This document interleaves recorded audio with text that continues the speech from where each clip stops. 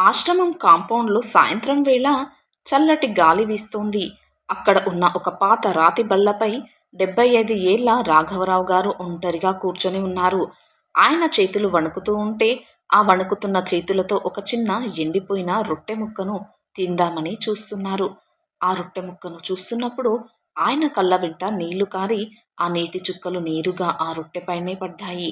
ఒకప్పుడు ఆ ఊరిలోనే పేరు మోసిన పెద్ద కాంట్రాక్టర్ అయిన రాఘవరావు గారికి ఈ పరిస్థితి వస్తుంది అని ఎవరూ ఊహించలేదు.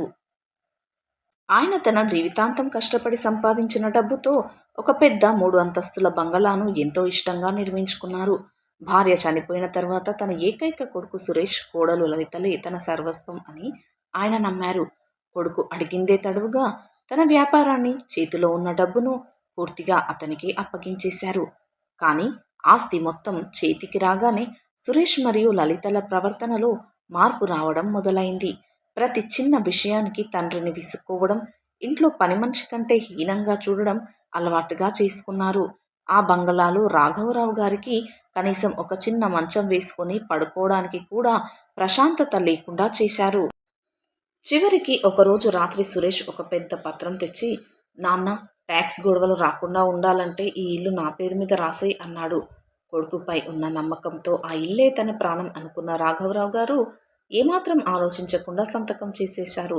ఆస్తి పత్రాలు రిజిస్ట్రేషన్ అయిన మరుసటి రోజు ఉదయమే రాఘవరావు గారి జీవితంలో ఊహించని ఘోరం జరిగింది. సురేష్ ఒక పెద్ద కారు తీసుకొచ్చి, నాన్న, నీకు సిటీ వాతావరణం పడడం లేదు, కొన్నాళ్ళు ప్రశాంతంగా ఒక చోట ఉందువుగానిరా అని చెప్పాడు. అమాయకంగా కారు ఎక్కిన తండ్రిని సురేష్ ఎవరికీ తెలియని ఒక పాడుబడిన అనాథాశ్రమం గేటు ముందు దించేశాడు.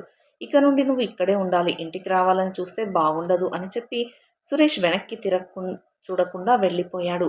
ఆశ్రమం నిర్వాహకులు ఇచ్చిన ఆ ఎండిపోయిన రొట్టె ముక్కను తింటూ రాఘవరావు గారు ఆ రోడ్డు వైపే శూన్యంగా చూస్తున్నారు.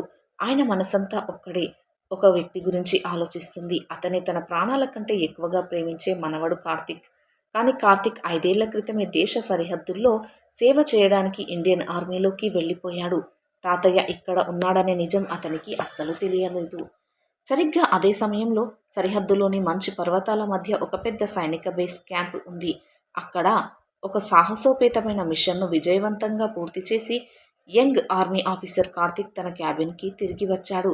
5 ఏళ్ల కఠినమైన శిక్షణ మరియు దేశ సేవ తర్వాత అతనికి ఎట్టకేలకు ఒక నెల రోజుల లాంగ్ లీవ్ మంజూరైంది. కార్తీక్ మనసంతా తన చిన్నప్పుడు కథలు చెప్పి పెంచిన తాతయ్య రాఘవరావు గారి జ్ఞాపకాలతో నిండిపోయింది. తాతయ్యకు సర్ప్రైజ్ ఇవ్వాలనే ఆరాటంతో అతను వెంటనే తన లగేజ్ సర్దుకొని తన సొంత ఊరికి బయలుదేరాడు. ట్రైన్ ప్రయాణంలో అంతా అతను తాతయ్య ముఖంలో చూడబోయే ఆనందం గురించి ఊహించుకుంటూనే ఉన్నాడు. మరుసటి రోజు ఉదయం ఊరు చేరుకోగానే కార్తిక్ నేరుగా తన సొంత బంగళా ఉన్న వీధిలోకి అడుగుపెట్టాడు. దూరం నుండి ఇల్లు కనిపించగానే అతని గుండె ఆనందంతో వేగంగా కొట్టుకోవడం మొదలుపెట్టింది. కానీ ఇంటి గేటు దగ్గరికి రాగానే అక్కడ ఒక పెద్ద నేమ్ ప్లేట్ మారి ఉండడం అతను గమనించాడు. ఇంట్లోకి అడుగు పెట్టగానే హాల్లో అతని తండ్రి సురేష్, తల్లి లలిత కొత్తగా కొన్న ఖరీదైన సోఫాలో కూర్చొని నవ్వుకుంటూ ఉన్నారు. కార్తిక్ను చూడగానే వారు ఆశ్చర్యంతో లేచి నిలబడి, రేయ్ కార్తిక్, నువ్వు వస్తున్నట్లు చెప్పనే లేదు అని సంతోషంతో దగ్గరికి వచ్చారు. కానీ కార్తిక్ కళ్ళు హాల్ అంతా వెతుకుతున్నాయి. ఎప్పుడు హాల్లోని ఈజీ చైర్లో కూర్చునే తాతయ్య అక్కడ కనిపించలేదు. అమ్మా, నాన్న, తాతయ్య ఎక్కడా? ఆయన గదిలో ఉన్నారా అని కార్తిక్ ఆతృతగా అడిగాడు. ఆ ప్రశ్న వినగానే సురేష్ మరియు లలితల ముఖాల్లోని రంగులు ఒక్కసారిగా మారిపోయాయి. సురేష్ తడబడుతూ, ఆ, తాతయ్యకు వయసు అయిపోయింది కదా, అందుకే ఆయన తీర్థయాత్రలకు వెళ్లారు అని అబద్ధం చెప్పాడు. లలిత కూడా అందుకుంది. అవును కార్తిక్, ఆయనే ఇల్లు వదిలి కాశీకి వెళ్తానని పట్టుబట్టి వెళ్లారు అని కవర్ చేసింది. కానీ కార్తిక్ ఒక ఆర్మీ ఆఫీసర్. వారి కళ్ళల్లో ఉన్న భయాన్ని, తడబాటును అతను క్షణాల్లో పసిగట్టేశాడు. ఏమీ మాట్లాడకుండా తాతయ్య గదిలోకి వెళ్లి చూడగా అక్కడ తాతయ్య వాడే పాతకర్ర, భగవద్గీత పుస్తకం అలాగే పడి ఉన్నాయి.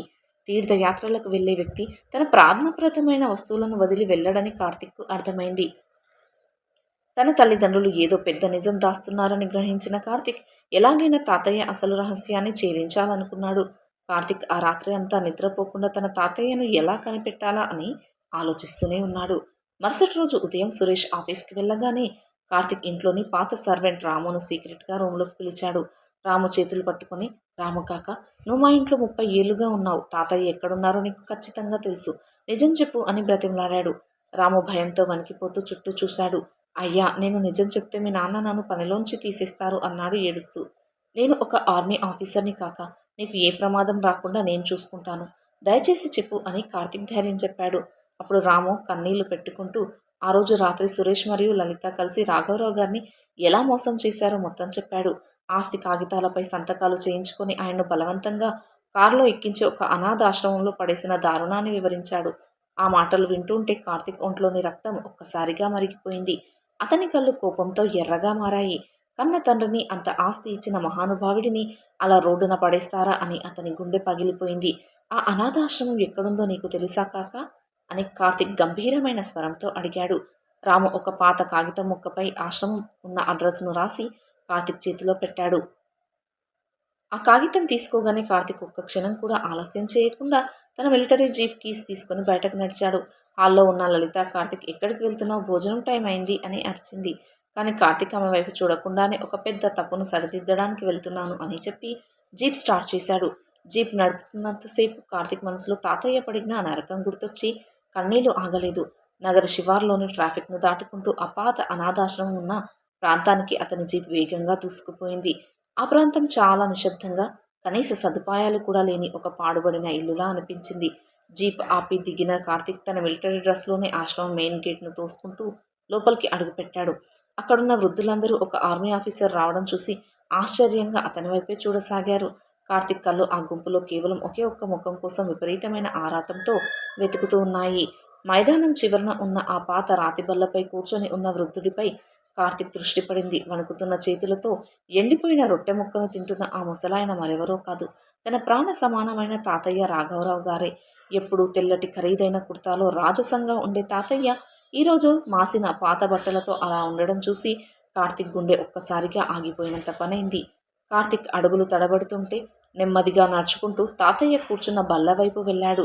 బూట్ల శబ్దం వినిపించడంతో రాఘవరావు గారు నెమ్మదిగా తల పైకెత్తి చూశారు. ఎదురుగా మిలిటరీ డ్రెస్‌లో కన్నీళ్లతో నిలబడి ఉన్న మనవడు కార్తీక్‌ని చూసి ఆయన కళ్ళు నమ్మలేక పెద్దవి అయ్యాయి. కార్తీక్! నా కన్నా అని రాఘవరావు గారి నోట వెంట మాట రాక గొంతు రుద్ధమైపోయింది. ఆ మాట వినడమే తడవుగా కార్తీక్ మోకాళ్ళ మీద కింద పడిపోయి తాతయ్యను గట్టిగా హగ్ చేసుకుని చిన్న పిల్లాడిలా ఏడవడం మొదలుపెట్టాడు. రాఘవరావు గారు కూడా తన వణుకుతున్న చేతులతో కార్తీక్ వీపును నిమురుతూ కన్నీళ్లు మున్నీరయ్యాడు. ఆ ఆశ్రమంలో ఉన్న మిగతా వృద్ధులందరూ ఆ దృశ్యాన్ని చూసి కళ్ళు చెమ్మగిల్లగా నిశ్శబ్దంగా నిలబడిపోయారు. నన్ను క్షమించు తాతయ్య, నీకు ఇంత అన్యాయం జరుగుతూ ఉంటే నేను ఎక్కడో సరిహద్దుల్లో ఉండిపోయాను అని కార్తీక్ ఏడుస్తూ అన్నాడు. రాఘవరావు గారు కార్తీక్ కన్నీళ్లు తుడుస్తూ నువ్వు దేశాన్ని కాపాడుతున్నావురా, నీ తాతయ్యను కాదు. నీ గురించి తెలిసి నేను రోజు గర్వపడుతున్నాను అన్నారు. కానీ నాన్న అమ్మ నీకు ఇంత పెద్ద ద్రోహం ఎలా చేయగలిగారు తాతయ్య అని కార్తీక్ కోపంతో అడిగాడు. వారిని ఏమీ అనకు కార్తీక్, నా ఆయుష్ ఇక్కడే రాసిపెట్టి ఉందేమో, నువ్వు వచ్చావు కదా అంతే చాలు అని సర్ది చెప్పారు ఆ పెద్దాయన. కానీ కార్తీక్ మనసులో ఒక బలమైన సంకల్పం ఏర్పడింది. తప్పు చేసిన వారికి శిక్ష పడాల్సిందే అని నిర్ణయించుకున్నాడు. తాతయ్య చేతిలో ఉన్న రొట్టె ముక్కను విసిరేసి ఇకపై నువ్వు ఈ నరకంలో ఉండాల్సిన అవసరం లేదు తాతయ్య, నాతో రా అన్నాడు. రాఘవరావు గారి చేతిని పట్టుకుని ఎంతో గౌరవంగా నడిపించుకుంటూ తీసుకువెళ్లి తన మిలిటరీ జీప్లో కూర్చోబెట్టాడు. జీప్ తిరిగి ఆ పెద్ద బంగళా వైపు ప్రయాణమైంది. కానీ ఈసారి కార్తీక్ ముఖంలో దయ లేదు. తన తాతయ్యకు జరిగిన అవమానానికి, మోసానికి తగిన ప్రతీకారం తీర్చుకోవడానికి అతని మైండ్ ఒక పక్కా ప్లాన్ సిద్ధం చేసుకుంది. జీప్ ఇంటి గేటు దాటి లోపలికి వెళ్తూ ఉంటే లోపలికి ఉన్న సురేష్ లలితలకు తమ జీవితాలు తలకిందులు కాబోతున్నాయనే విషయం అస్సలు తెలియదు. జీప్ ఆగిన శబ్దం విని సురేష్ లలిత హ్యాపీగా బయటకు వచ్చారు. కానీ జీప్లో నుంచి రాఘవరావు గారు దిగడం చూసి వారి గుండెల్లో రైళ్లు పరిగెత్తాయి. సురేష్ కోపంతో ముందుకు వచ్చి కార్తీక్, ఈ ముసలాయనని ఇక్కడ ఎందుకు తెచ్చావు? నేనేం చెప్పాను నీకు అని అరిచాడు. కార్తీక్ జీప్లో నుంచి దిగి తన బెల్ట్ తీసి టేబుల్పై పెడుతూ నువ్వు చెప్పినవన్నీ అబద్ధాలని నాకు తెలిసిపోయింది నాన్న అన్నాడు చాలా కూల్గా. లలిత భయపడుతూ కార్తీక్ ఆయన ఆస్తి అంతా మనకి ఇచ్చేసి కాశీకి వెళ్తానంటే మేమే పంపించాము అని మళ్ళీ అబద్ధం చెప్పింది.